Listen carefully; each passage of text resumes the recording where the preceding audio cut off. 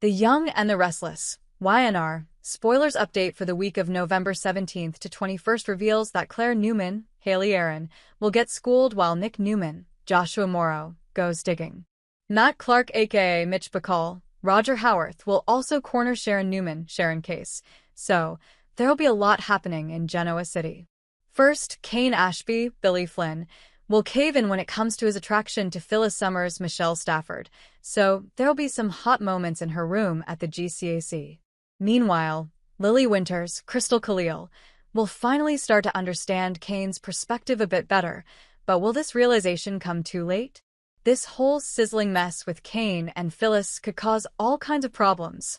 Lily will eventually do some commiserating with Holden Novak, Nathan Owens, who'll be dealing with romantic drama of his own.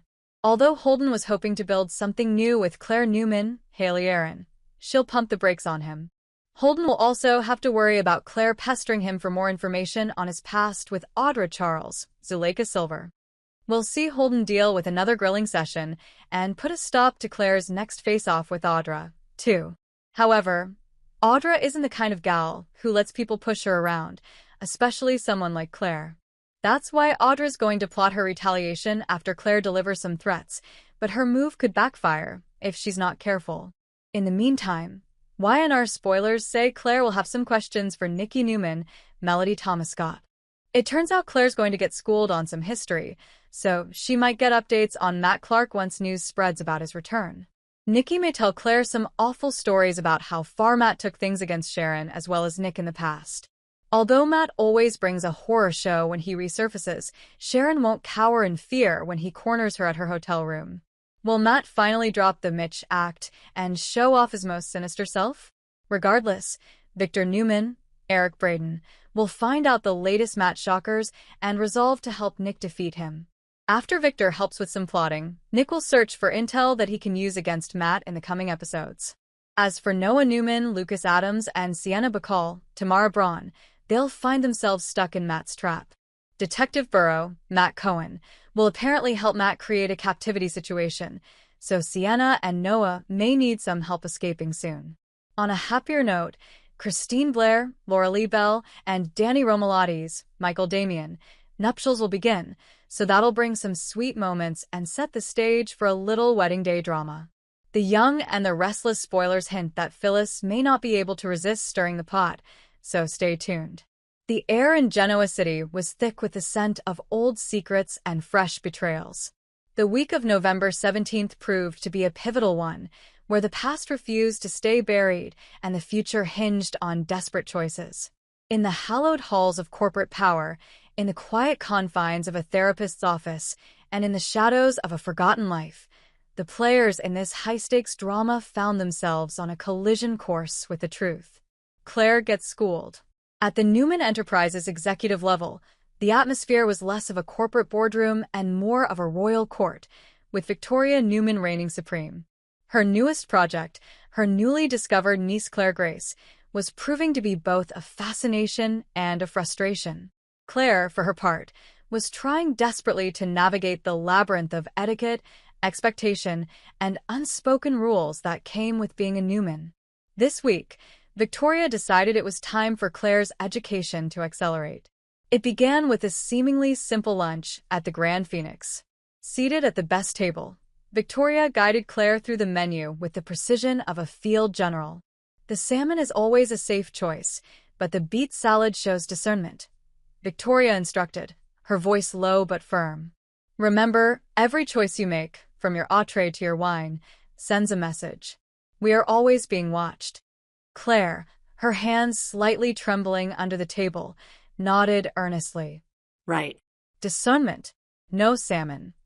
The lesson continued as business associates stopped by the table.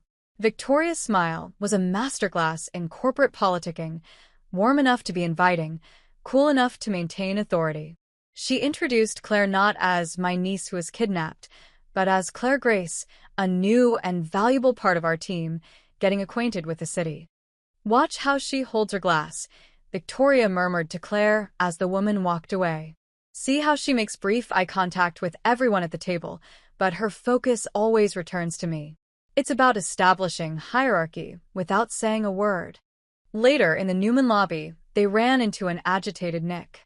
His usual easygoing demeanor was replaced by a tense focus. He barely acknowledged Claire, pulling Victoria aside. "I need to talk to you about something," he said, his voice gruff. "Can it wait, Nicholas?" "I'm in the middle of a mentoring session," Victoria replied, her tone dismissive. His eyes flicked to Claire, a flicker of something unreadable, suspicion, pity, concern, passing through them. "No. "It can't." The encounter was brief, but it was Claire's first real taste of the complex, often fraught, dynamics of the Newman family. She saw that Victoria's authority wasn't absolute. It was constantly being tested and negotiated, even by her own brother.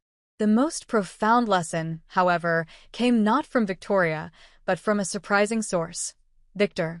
He summoned Claire to his office, the vast, imposing space that had been the site of so many fateful decisions. He didn't speak for a long moment, just stared at her from behind his desk, his steely gaze seeming to look right through her. "My daughter has taken you under her wing," he stated, his voice echoing in the quiet room. "She sees potential. She sees a Newman." Claire stood straight, trying to emulate Victoria's posture.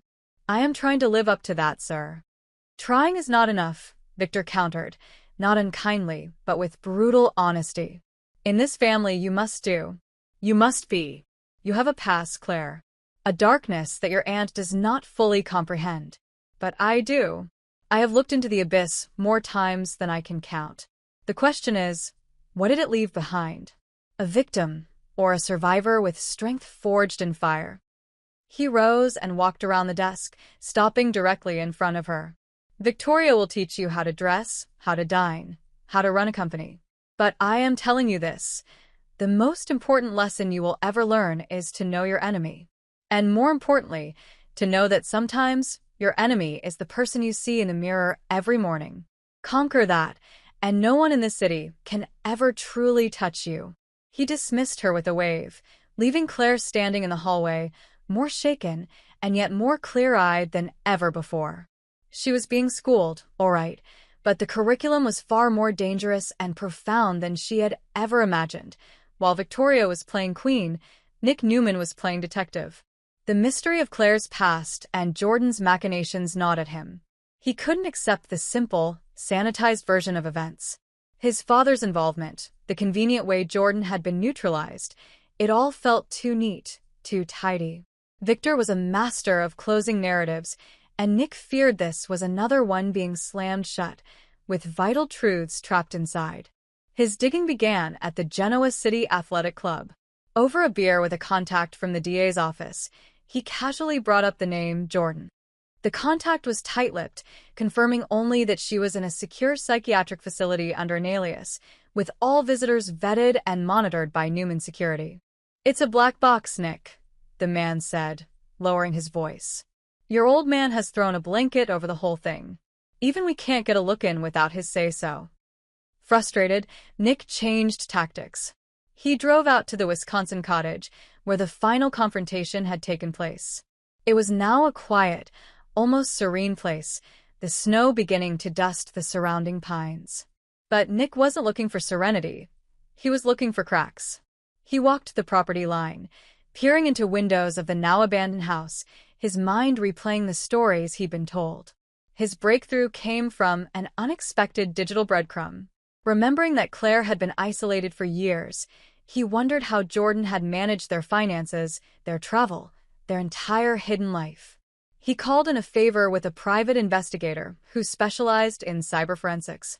"Look for ghosts," Nick instructed. "Shell companies, digital payments, anything that traces back to a Jordan but feels old. Established." This wasn't a one-woman operation forever. She had to have help at some point. The PI called back 2 days later. "I found something." A series of small, regular payments from a dormant LLC called Mystic Sky Investments to a P.O. box in Fond du Lac, Wisconsin, for over a decade. The payment stopped about 8 years ago. The LLC was dissolved. "Who owned the LLC?" Nick asked, his heart pounding. "That's the interesting part," the PI said. "The paper trail is a mess, But the name on the original incorporation documents, before it was switched to a series of trusts, is, well, it's a name you know. It's Catherine Chancellor. Nick froze. Catherine? What connection could she possibly have to Jordan? The idea was ludicrous. And then, a cold dread washed over him as a new, terrifying thought formed. What if Jordan wasn't working alone now? What if she had a partner, someone still in the shadows, pulling strings? Someone who had helped orchestrate Claire's introduction to the family for a reason far more sinister than any of them had imagined? His digging had only unearthed more questions, but they were the right ones, and they were leading him down a much darker path than he had anticipated. Matt corners Sharon. At Crimson Lights, Sharon was trying to find her center. The chaos surrounding Claire had stirred up old anxieties, and she felt the familiar, unsettling pull of her bipolar disorder, a beast she worked tirelessly to keep caged. Her sessions with her therapist were her anchor, and this week the topic was boundaries and self-preservation. She was so engrossed in her own thoughts that she didn't notice the man watching her from a corner table until he was standing beside her. "Sharon Newman," he said, his voice pleasant but with an underlying intensity. She looked up to see a man in his late 40s, with kind eyes and a disarming smile. He was handsome in a conventional, non-threatening way. "Yes. I'm Matt Clark," he said, extending a hand. "I'm a huge admirer of your work with the New Hope Center. The symposium you did on trauma-informed care last spring was brilliant." Sharon flushed with pride. "Oh, thank you, Mr. Clark. That's very kind." "Matt, please," he said, gesturing to the empty chair at her table. "May I?" Caught off guard by his charm and his knowledge of her work, Sharon nodded. For the next 20 minutes, they had a delightful conversation. He wasn't just offering empty praise. He asked insightful questions about funding, about the challenges of scaling their services, and even referenced a recent study on PTSD that Sharon herself had found fascinating. He was articulate, intelligent, and seemed genuinely passionate about mental health advocacy. He was, in a word, perfect. And that should have been her first warning. Their conversation became a daily occurrence. He'd be there when she arrived for her morning coffee. He'd bump into her at Society for a late lunch. Each time, he found a new way to compliment her, to align his interests with hers. He shared a story about a sister who had struggled with depression, which had sparked his interest in the field. Sharon, ever empathetic, was drawn in. But the tone began to shift subtly. His questions became more personal.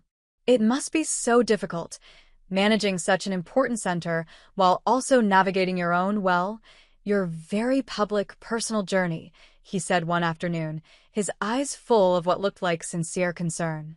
Sharon's guard went up. "My journey? Your strength in dealing with bipolar disorder is an inspiration," he said softly.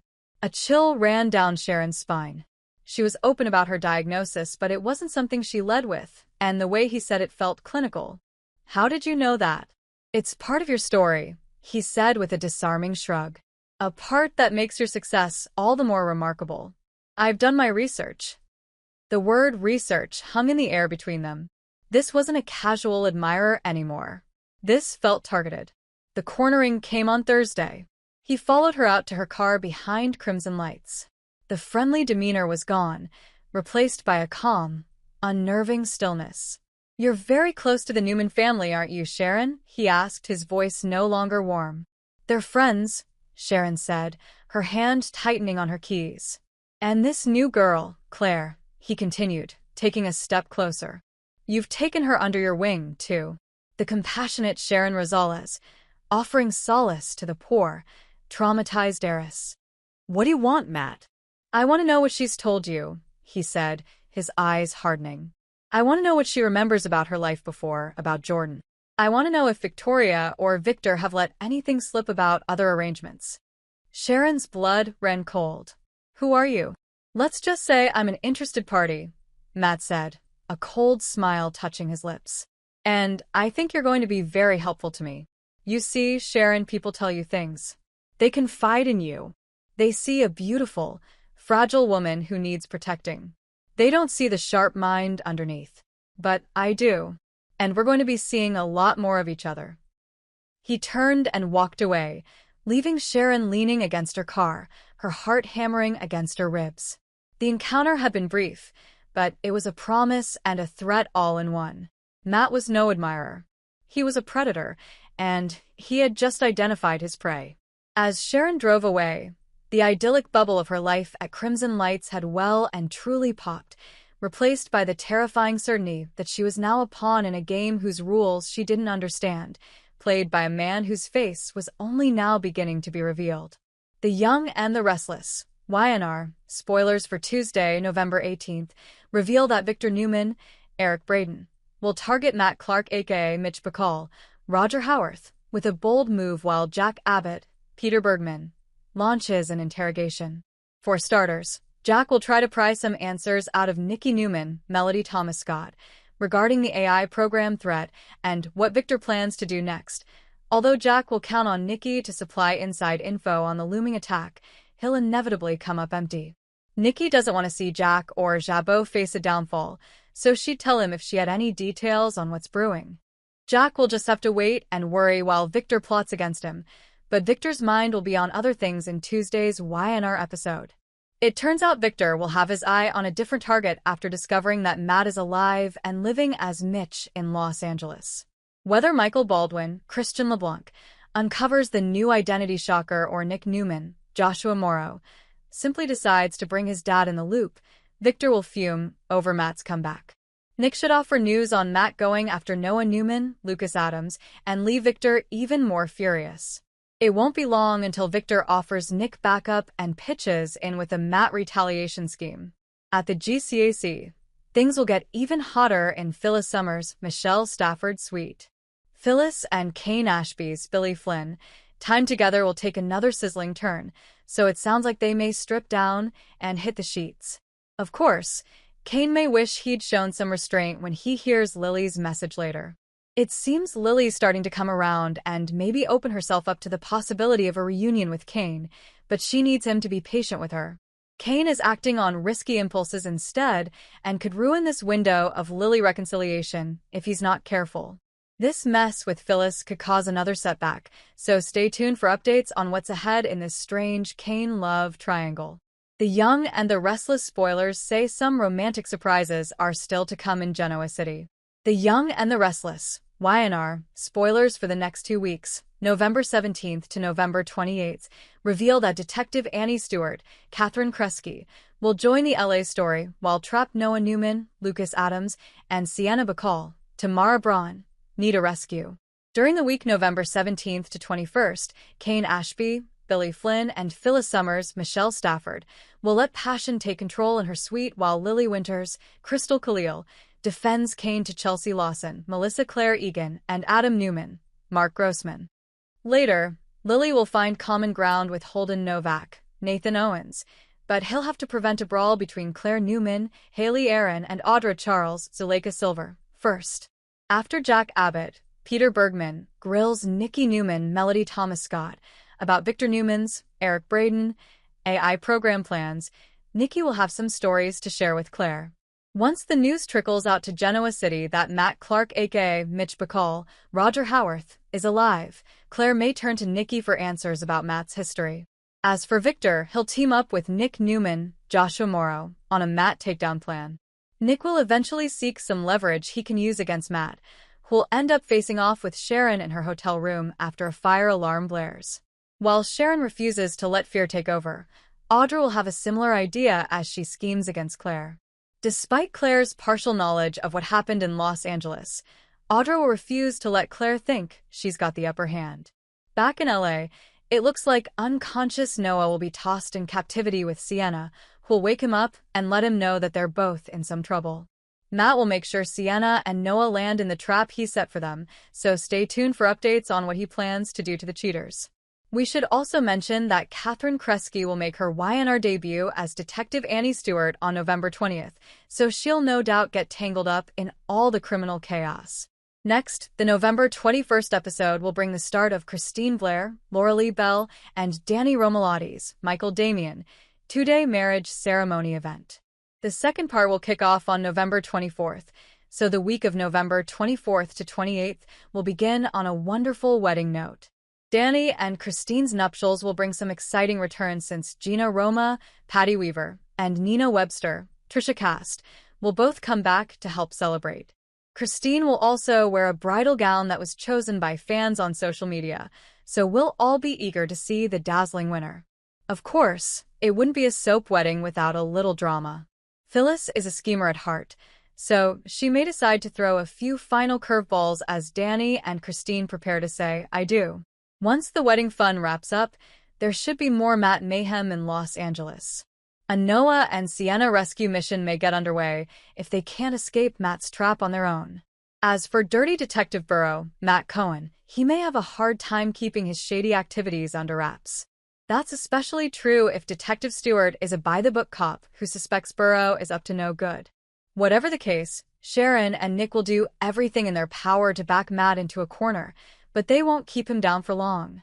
The Young and the Restless spoilers say some twists and turns are still to come on the CBS soap, so don't miss all the action.